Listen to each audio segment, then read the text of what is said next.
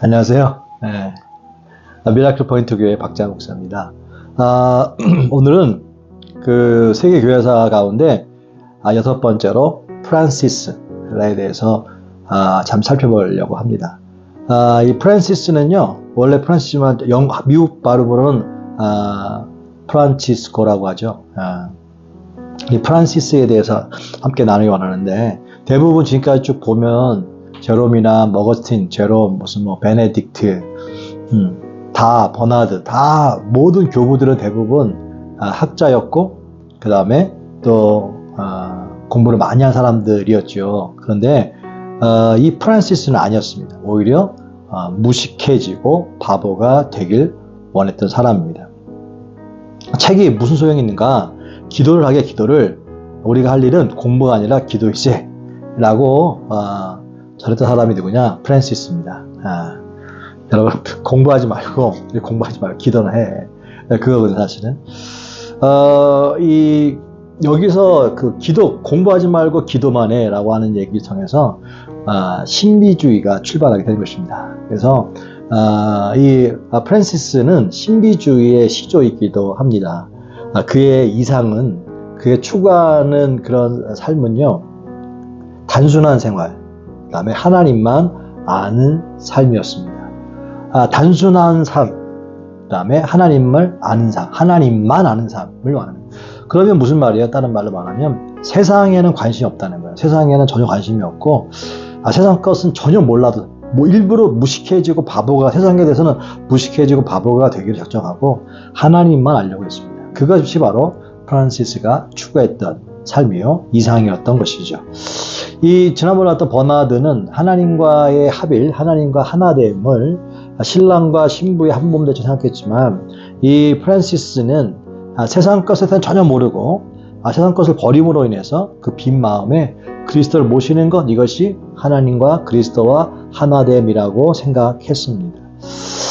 이런 프란시스에 대한 그 삶을 좀 찾아보면요, 프란시스는 이탈리아 아시시에서 1182년에 태어납니다. 그의 아버지는 다른 그 교부들처럼 부유했고, 특별히 그의 아버지는 의류 사업을 했던 것으로 전해 있습니다. 큰 의류 사업을 했습니다. 그러나 이 아들 프란시스는 전혀 관심이 없었지요. 또 공부도 흥미가 없었습니다. 그냥 옷 잘 차려입고 친구들과 재미있게 노는 것에만 관심 갖던 사람이 바로 프란시스였습니다. 여러분, 잘 노는 사람들의 특징이 뭡니까? 노래를 잘한다는 것이죠. 프란시스도 노래를 잘했다고 합니다. 노래를 잘했고, 그 이탈리아에서 노래 잘한다고 할 정도면 얼마나 잘했는지를 우리가 익히 상상할 수 있겠죠. 너무너무 노래 잘했답니다. 그렇게 노래 잘 부르고, 그 다음에 친구들과 놀기 좋아할 때에 아버지의 마음은 어땠을까? 아버지의 마음은요, 한심한 겁니다. 한심. 도대체 이 녀석의 미래가 보이지 않아요. 그래서 정신 차리기 위해서 책망도 하고 매질도 하고 다 해봤답니다. 그런데도 도무지 변할 기색이 없었습니다. 결국은 나중에는 아버지가 집에서 재산권을 다 포기하게 하고 상속을 주지 않고 그냥 거지로 그냥 버리게 되는 그런 상황까지 벌어지게 되었습니다. 프란시스는 근데 관심이 없었어요. 그런 것에 전혀 서운하거나 관심이 없었습니다. 프란시스도 그 군대 갔거든요. 군대를 갔고, 그 다음에 거기에서 뭔가 변하려고 갔죠, 사실은 자기도. 근데 변한 게 없었습니다. 그래서 오히려 페르시아의 전투에서 1년간 포로 생활하면서 극심한 고통을 겪게 됩니다. 프란시스도요, 그 수도원을 찾았고, 그 다음에 수도원에서 자기의 이 세상의 것을 버리려고 몸부림을 많이 쳤다고 합니다. 운동 생활도 해보고, 또 순례길이라고 하는 어려운 길도 걸어보고 다 했는데 도무지 마음의 평강이 없는 거예요. 노래를 잘했다고 했었으니까 노래. 입술로는 기가 막힌 노래가 나오는데 정말 자기 가슴에는 그런 아름다움이 없었던 것을 고백하면서 갈등했습니다. 그의 그 노래는 사람들이 들을 때 너무 맑고, 정말로 맑고, 순수한 것 같죠. 순수한 것 같고 깨끗한 것 같고 막 그렇게 막 했지만 정작 자기의 가슴은요 그렇게 깨끗하지 않았던 것 때문에 고민을 많이 했습니다. 마찬가지 아닙니까? 우리들도 입술로는 아름다운 찬양할 수 있고 입술로는 아름다운 말을 할 수 있지만 정작 내 속은 그 노래하는 것만큼 내가 설교하는 것만큼 그러한 마음 가운데 그런 은혜가 없을 때도 있지 않습니까? 프란시스가 그랬습니다. 이 프란시스에게도 인생의 위대한 변화를 위한 모멘텀이라고 하는 그 순간이 오게 되는데요. 그건 뭐냐면 아주 정말 아이러니하게 아주 이상한 일로 인해서 프란시스는 변합니다. 그게 뭐냐면 어느 날 문둥병자 한 사람을 만나게 됩니다. 길거리에서 만나게 됩니다. 문둥병은 당시에 불치병으로요. 사람들이 다 접근을 꺼리던 세상입니다. 냄새나죠. 그 다음 누더기 옷에 완전히 비참한 모습이었습니다. 여러분 주변에 홈리스들 많잖아요. 홈리스인데 거기다가 냄새나지만 또 병까지 들었다고 하십시다. 그러면 고름 나오죠. 막 썩는 냄새 나죠. 막 그런 상황을 상상해 볼 수 있죠. 자, 그런 사람이 옆에 있어요.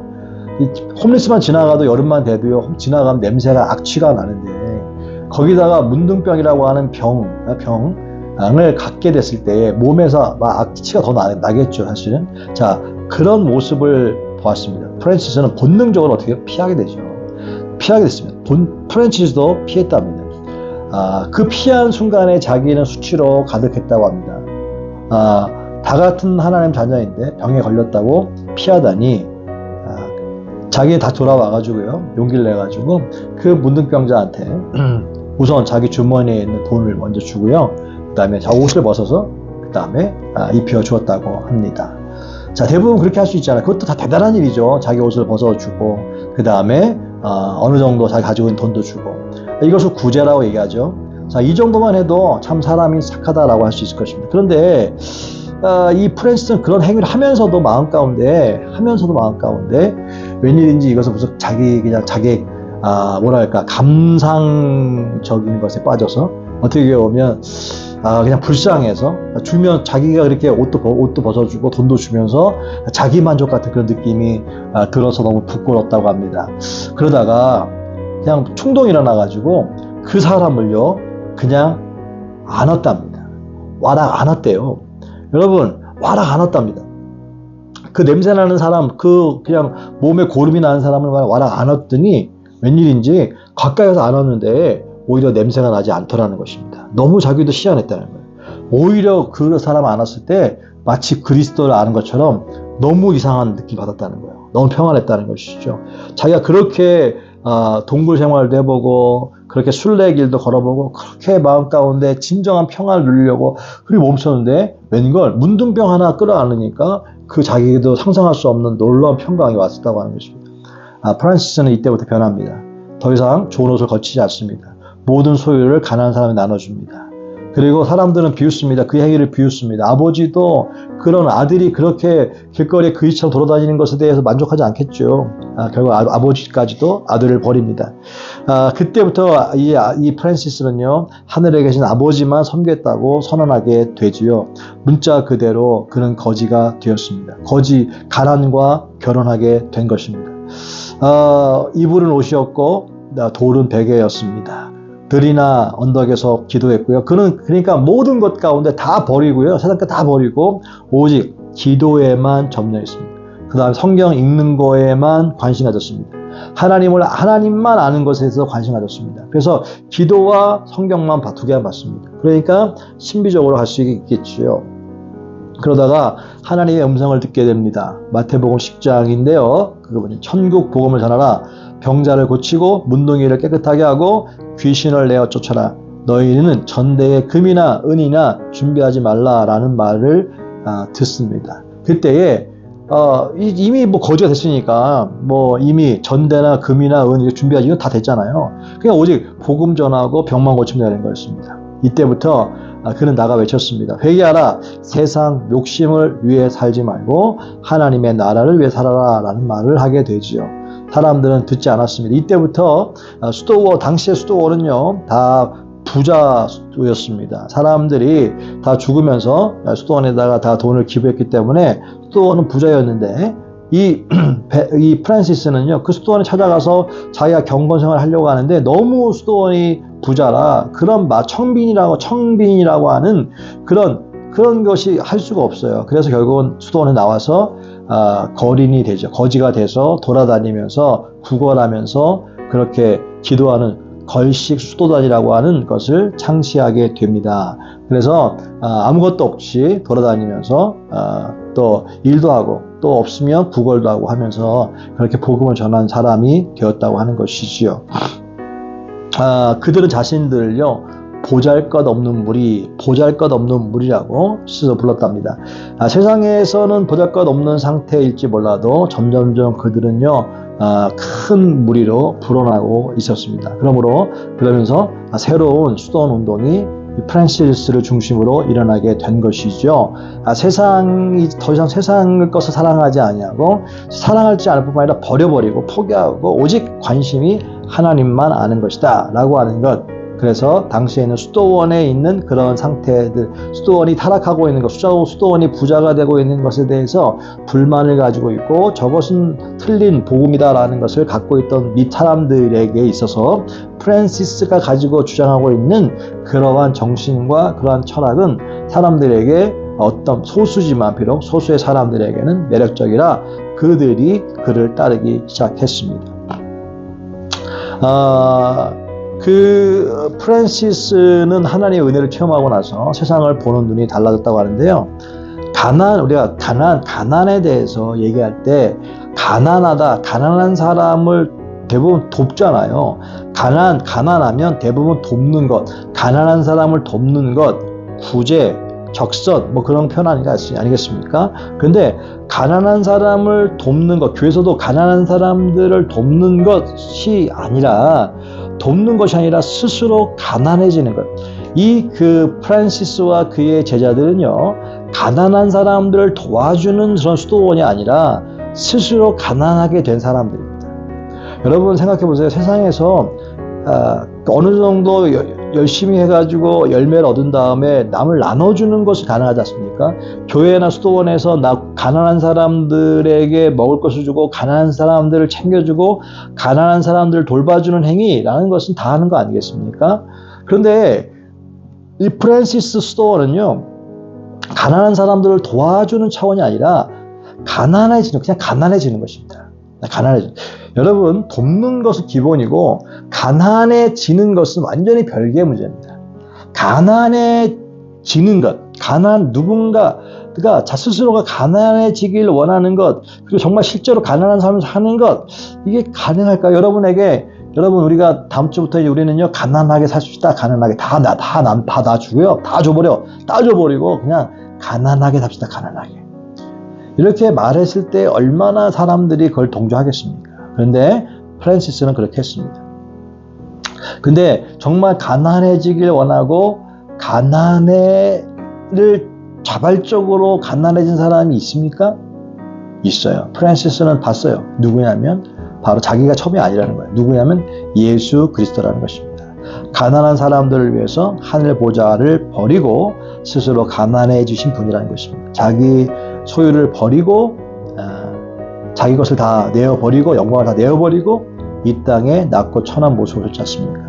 그리고 정말로 나중에 머리 둘 곳도 없을 정도로 가난하게 사시다가 돌아가지 않았습니까? 예수가 그랬다는 거예요. 그러므로 프란시스는 얘는 예수의 제자이기 때문에 그러한 예수를 따라간다 라고 하는 것이죠. 그래서 당시에 모든 수도원들은 부자라 부요를 얘기하면서 그 안에서 복음을 전했지만 프란시스는 스스로 예수님처럼 다 버리고 오직 예수님 하나님만 알기 원한다고 하는 마음으로 살았던 그런 수도사였다고 하는 것이죠. 가난해진다라고 하는 것을 얘기할 때는요, 물질적인 것을 초월합니다. 이 프란시스가 가난해진다라고 하는 것을 얘기했을 때는 바로 마태복음 5장 3절이죠. 심령이 가난한 자는 복이 있나니 천국이 그들의 것이다. 그 프란시스가 얘기했던 가난은 육신적으로만 가난한 것이 아니라 그걸 뛰어넘어 초월하여 심령의 가난까지 얘기하는 것입니다. 그가 만난 대부분의 사람들은요, 육신적인 가난한 사람들이었습니다. 육신적인 가난한 사람들은 대부분 보니까 그가 볼 때는 약하고 비굴하고 더러운 사람들이었습니다. 한과 원망에 사로잡힌 사람들이었습니다. 복을 받지 못할 조건들을 다 가지고 있는 사람들이었습니다. 하지만 프란시스는 가난한 이들도 그 가난을 아름답게 누릴 수 있다고 믿었습니다. 대부분 사람들이 가난하면 가난은 부정적인 언어 아닙니까?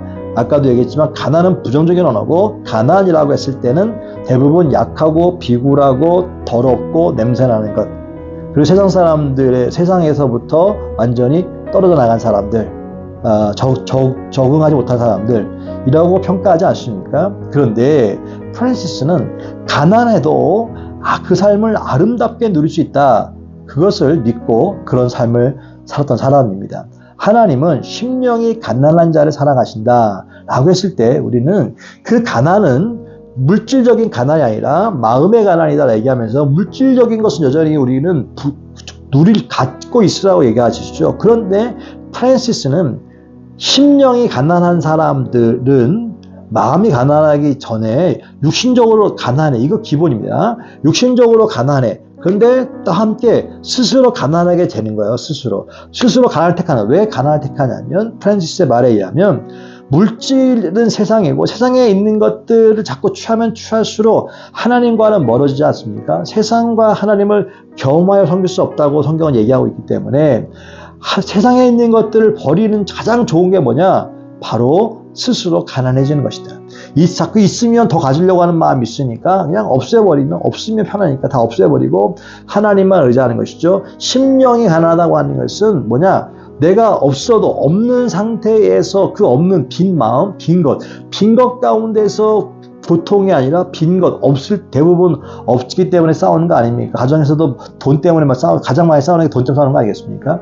그 없어서 싸우고, 없어서 힘들고, 없어서 고통스럽고 막 그렇게 하는 게 세상인데, 프란시스는 없는 가운데서도 평안을 깨트리지 않는 방법, 없는데도 불구하고 거기에 눌리지 않는 삶, 이 삶은 누구냐면 하나님으로부터만 가능하다는 거예요. 없어도, 아무것도 없어도 하나님으로부터 오는 것, 하나님만 붙잡으면 그 오는 것이, 아무것도 없는 것이 오히려 불편하지도 않고 오히려 아무렇지도 않아요. 가난을 초월해버리는 삶, 이게 놀라운 거거든요. 이게 놀라운 거예요. 이거를 프란시스는 발견했고 이 삶을 살았다는 거예요. 그러니까 그 삶이 얼마나 아름다웠겠느냐라고 하는 것이죠. 얼마나 그 청빈함이 얼마나 아름다웠겠냐는 것입니다. 그렇기 때문에 많은 사람들이 프란시스를 추종하고 따랐던 것이죠. 프란시스는요, 결국은요, 하나님을 얻기 위해서 스스로 가난과 결혼한 사람입니다. 하나님을 얻기 위해서 스스로 가난과 결혼한 사람. 하나님보다 세상을 더 의지할까봐 스스로 가난하게 돼서 심령이 가난하게 된 사람, 이게 바로 프란시스였습니다. 모든 것을 잃은 것 같으나 하나님을 취함으로 모든 것을 얻었다고 고백한 사람이 프란시스였습니다. 44살까지 하나님을 그렇게 찬양하며 가난으로 인생을 마쳤던 사람이 누구냐? 바로 프란시스였습니다. 이 프란시스는요, 가장 큰 가난이 뭐냐? 그 가난은 죽음이다 라고 이야기했습니다. 죽음이다. 가장 무서운 가난은 죽음이다. 결국 세상에서 심령이 가난한 것이 하나님에서 채워지지 않는다면 결국 그 사람은 어떤 것으로도 그 마음이 채워지지 않는 개한나 지옥을 맛보게 된다 라고 이야기했습니다.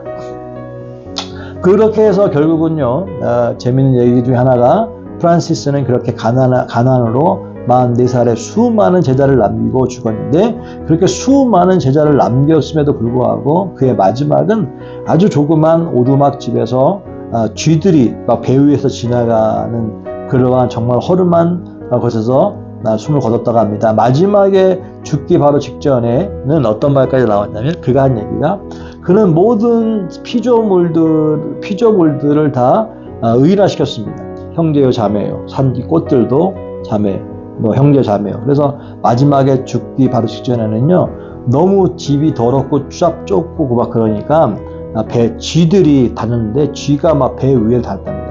이 프란시스는 잘 먹지도 못하고 극한 가난 가운데 있었기 때문에 몸이 많이 상해 있었다고 해요. 그러니까 몸 거동이 잘 안 되는데 배 위로 쥐들이 지나다닐 정도로 그렇게 어려운 삶을 살았다고 합니다. 그랬더니 그 상황에서 이 프란시스가 쥐 자매들이여 고통스럽도다. 지나가니까 고통스럽도다. 내 자기 배를 지나가니까요. 그러니까 고통스럽도다. 나를 괴롭히지 마라 라고 하면서 숨을 거뒀다고 합니다. 그래서 그 나중에 프란시스가 죽은 다음에도 수많은 제자들이 프란시스가 가지고 있던 그의 삶과 철학, 정신, 그의 이상, 바로 가난해지는 것이잖아요. 세상 것을 취하지 아니하고 스스로 가난해지는 것. 그리고 10년까지도 가난해지는 것. 그래서 그 가난한 마음 가운데 그리스도가 들어오는 것. 그래서 그리스도로 인해서 충만해지는 것. 이것이 프란시스가 꿈꿨던 것이고 그 생각을 받아들인 제자들이 결국은 스페인에서 나중에 이 아메리카로 이주하게 되지 않습니까? 나중에 이주하면서 그들이 원주민들 가운데 그 복음을 전하죠. 그리고 미션 센터를 짓고 그 다음에 샌프란시스코는 바로 그 프란시스의 제자들이 정착한 곳이 바로 샌프란시스코입니다. 그래서 세인트 프란시스코라고 하는 것이죠. 그래서 성 프란시스라고 하는 지명이 생긴 것입니다. 그래서 그 금문교 골든 브릿지에 있는 그 거기를 중심으로 해서 이 프란시스의 제자들이 그 수도사들이 이주해가지고 거기에 정착하면서 그래서 한 곳이 어디냐? 바로 샌프란시스코라고 하는 것이죠. 그래서 그 지명이 생겼다는 것도 흥미로운 이야기입니다. 어제 그 게티 센터 갔더니 거기에 그 프란시스 사진이 있더라고요. 사진이 아니지 그림이 있더라고요. 그래서 제가 그 그림을 갖고 왔는데 찍어봤는데 이거는 이거 프란시스에 대한 그림인데 이게 프란시스가 위에 떠 있지 않습니까? 기적을 행하고 있는 장면입니다. 기도와 말씀 가운데는 안 보여요. 이게 안 보입니까? 이건 안 보여요? 네, 목사님 얼굴이 이거가 안 보인다고 하네요. 그러면 프란시스 이걸 제가 한번 그러면 다른 형태로 한번 보여드리도록 하겠습니다. 어떻게 보여드려야 되나? 이게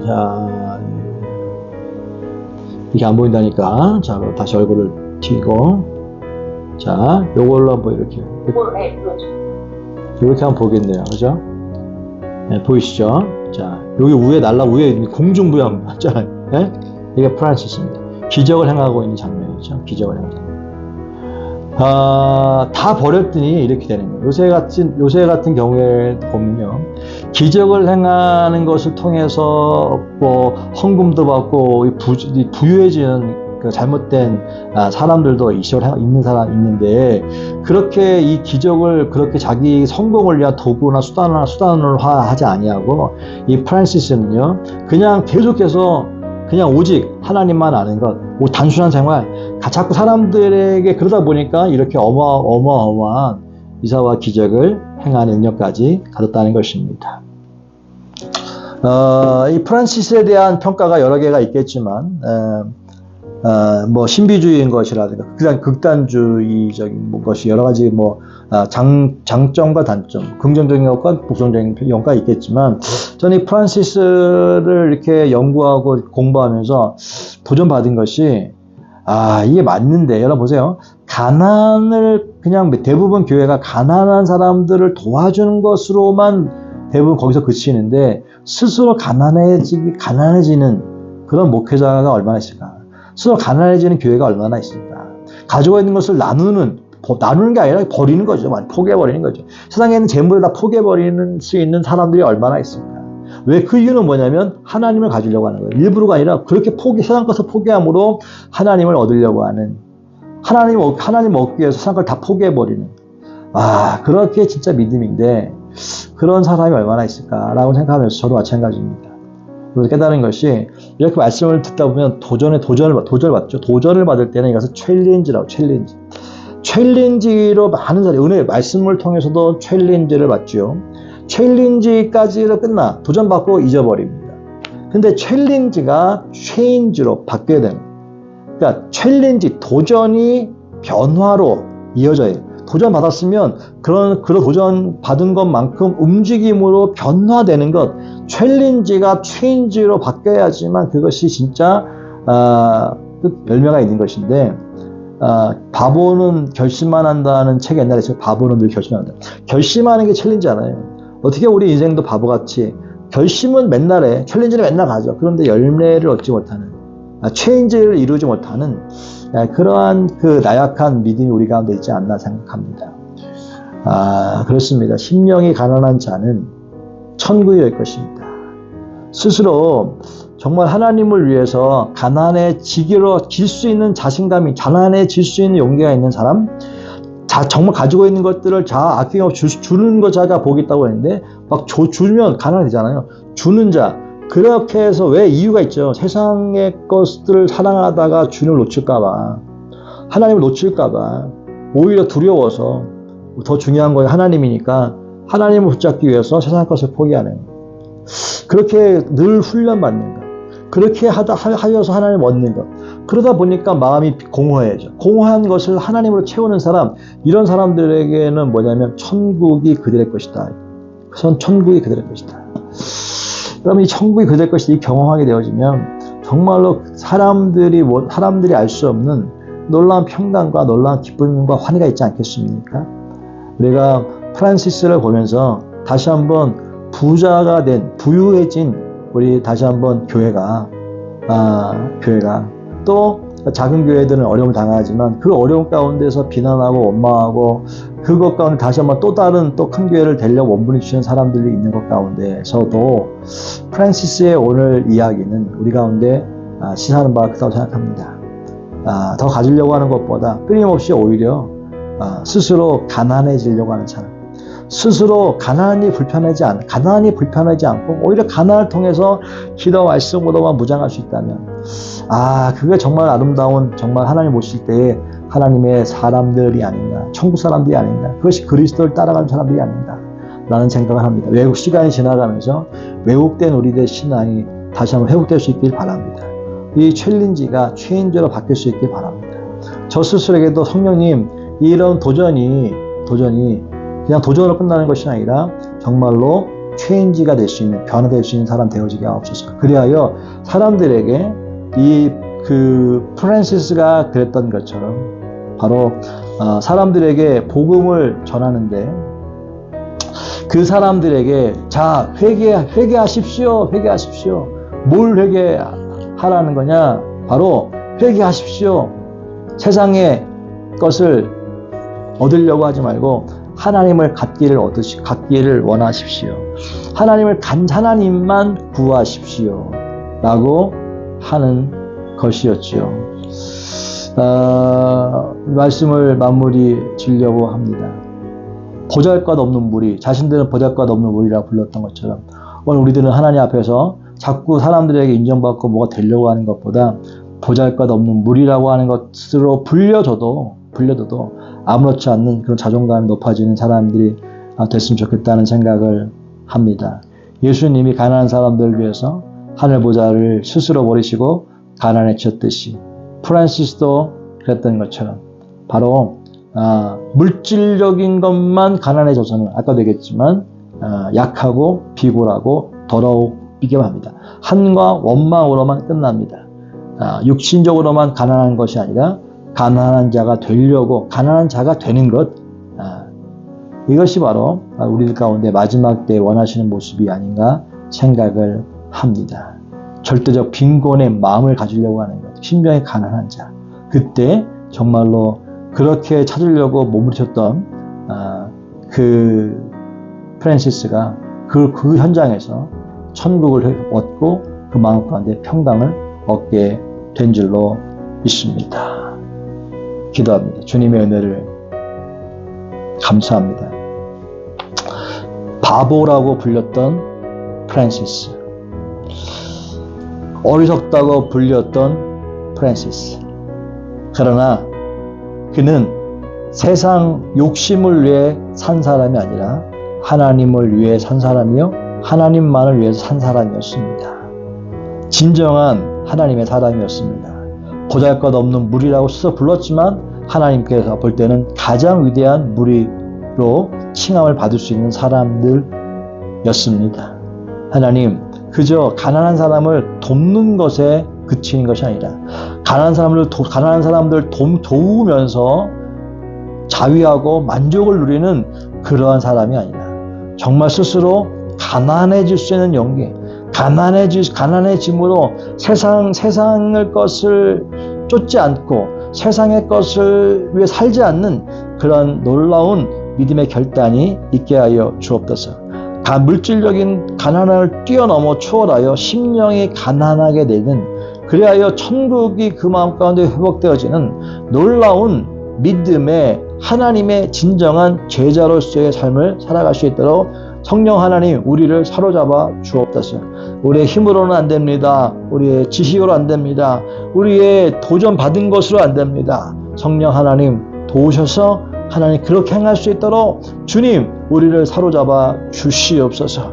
그래야 세상 가운데에 세상과 다르게 삶으로 세상에 충격을 주고 세상에 변화를 줄 수 있는, 세상에 주목할 수 있는 그러한 교회가, 그러한 우리들의 믿음의 사람 되어지게 하여 주옵소서. 예수님의 이름으로 간절히 축복하고 기도했습니다.